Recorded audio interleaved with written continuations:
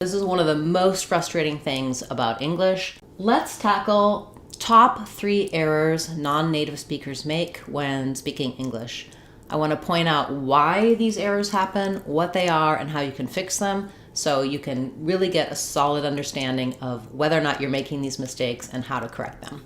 So the first of the top errors that you might be making when you're speaking English has to do with the spelling of the word does not equal the sounds of the word. This is one of the most frustrating things about English.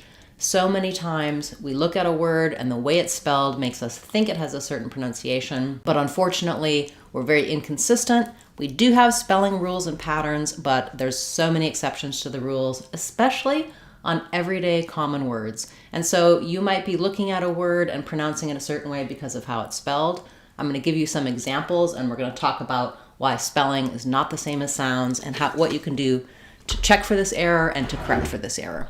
So when it comes to spelling, one example, we have the spelled word said. Now, if I look at this and I look at the patterns, you would think it sounds like said. We have words like raid, paid, etc., and those have the A vowel.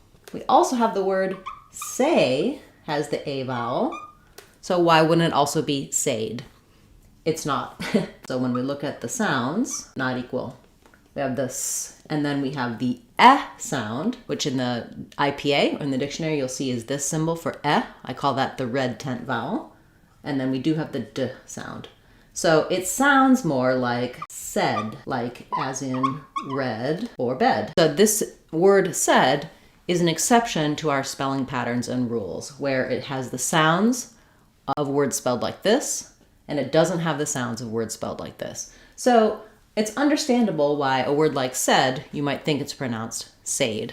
So that's one example of how spelling does not equal sounds.